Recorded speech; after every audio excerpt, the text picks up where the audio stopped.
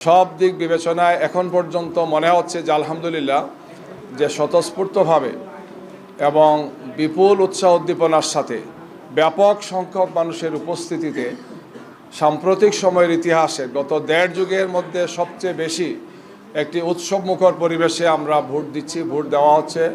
ভোটের এই অনুষ্ঠানটি আমরা দেখছি, যেটি আমাদের নতুন প্রজন্মের জন্যে সম্পূর্ণ একটি নতুন ইতিহাস। তারা ভোট না দেওয়াটাই দেখেছেন, ভোট জালিয়াতি দেখেছেন, ভোটার উপস্থিতি হয় না এমন ভোট দেখেছেন, বিনা ভোটে পাস দেখেছেন, রাতের ভোট দেখেছেন, আমি আর ডামি দেখেছেন। আর এবারই প্রথম একটি সুন্দর উৎসবমুখর, আনন্দমুখর, আনন্দঘন পরিবেশে অনেকটা ফেস্টিভ্যাল মুডে ভোট হয়, জনগণ অংশগ্রহণ করে। সেটি আমাদের জেনজিরা, আমাদের মা এবং বোনেরা সহ বিপুল সংখ্যক ভোটাররা প্রত্যক্ষ করছেন। আমরা দেশবাসীকে আহ্বান জানাই, ভোটারদেরকে আহ্বান জানাই যে দ্রুততম সময়ের মধ্যে সবাই ভোট কেন্দ্রে এসে তারা তাদের ভোটাধিকার প্রয়োগ করবেন এবং আগামীর বাংলাদেশের জন্যে সৎ, দক্ষ, যোগ্য নেতৃত্ব নির্বাচনের জন্যে তারা তাদের সেই ভোটাধিকার প্রয়োগের মধ্যে সেই দায়িত্বটি তারা পালন করবেন। প্রিয় সাংবাদিক বন্ধুগণ, এরপরেও কিছু কিছু জায়গাতে আমাদের দুঃখজনকভাবে আমরা বিভিন্ন রিপোর্ট পেয়েছি।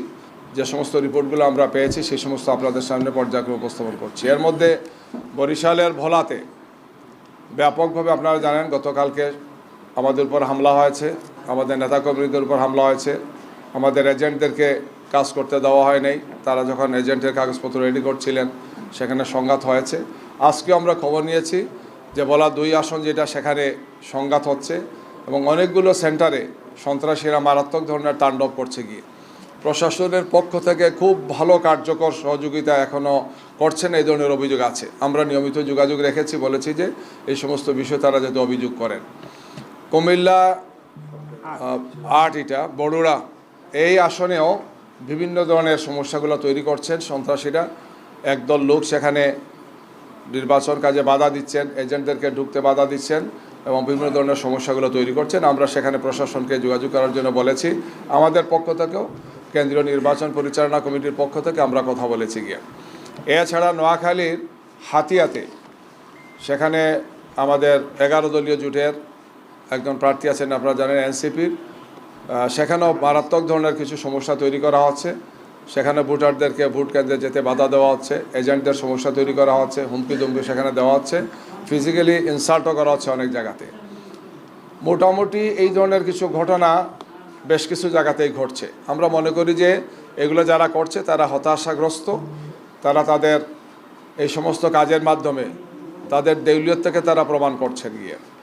তবে সামগ্রিকভাবে আমরা প্রথম থেকে বলে আসছি যে প্রশাসনকে অবশ্যই নিরপেক্ষ থাকতে হবে এবং তাদেরকে তৎপর হতে হবে। নির্বাচন কমিশন এবং তার সাথে সংশ্লিষ্ট যারা আছেন তাদেরকে দায়িত্বশীল ভূমিকা পালন করতে হবে।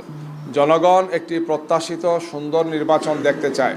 কোনো অবস্থায় দায়িত্বশীল ব্যক্তিরা বা তার প্রতিষ্ঠানে যারা দায়িত্বে আছেন, কোনো অবস্থায় যাতে তারা কোনো দিকে হেলে না পড়ে তাদের সঠিক দায়িত্বটি পালন করেন, এটাই আমাদের প্রত্যাশা, এটাই দেশবাসীর প্রত্যাশা। এর কোনো ব্যত্যয় হলে অবশ্যই জনগণের কাছে তাদেরকে জবাবদিহি করতে হবে। আমরা আশা করব যে বাকি সময়ের মধ্যে ভোটারদের উপস্থিতি আরও বাড়বে, তারা তাদের ভোটাধিকার প্রয়োগ করবেন। নির্বাচন কমিশন, আইনশৃঙ্খলা বাহিনী, সংশ্লিষ্ট যারা আছেন তারা নিরপেক্ষতার সাথে সেই দায়িত্বটি পালন করবেন।